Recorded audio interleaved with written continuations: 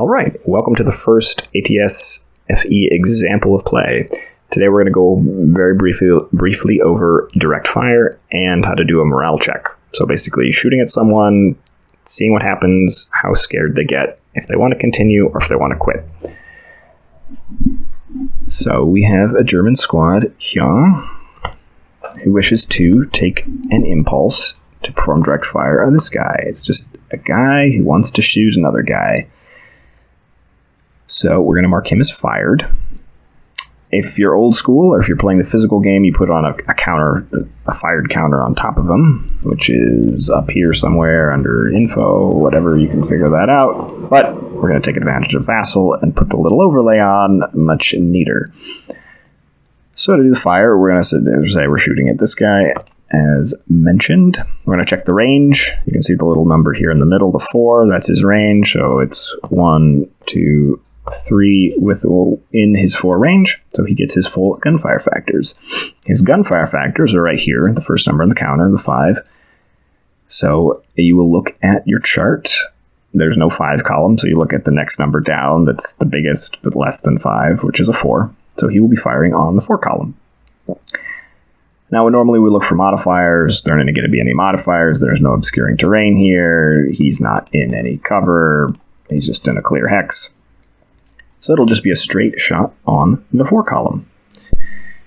Now we roll the dice. I'm not actually going to roll the Vassal dice because I want my examples, my programmed examples, to come out programmed. I don't want them going off the rails and doing weird things because I'm letting the dice decide for me. So, if you're following along, feel free to roll the dice. I am going to say that he rolls a 5.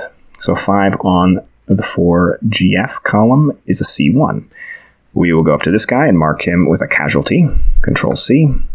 Again, physical game, or if you're old school, like the counters, you can go up here and grab one and put them on him.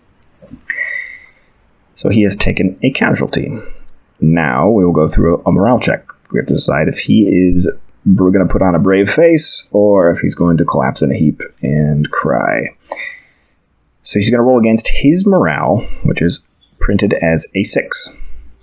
He has a casualty marker on him. That's going to be a -1. So unlike in other things in ATS, you want negatives are good and positive are bad. Morale, it's the opposite. Positives are good, negatives are bad. So he's going to be -1 for the casualty marker. So 1 off of his printed 6 becomes a 5. And then he took a C1.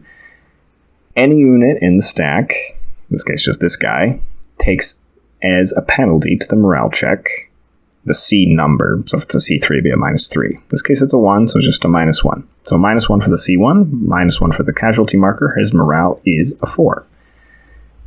Now we roll the dice. We say he rolled a 6. Okay, a 6 would have passed, but because of the penalties, he is at a 4, so a 6 does not pass, and he breaks.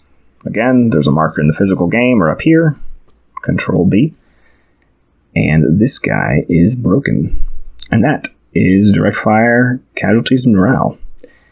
On to the next example.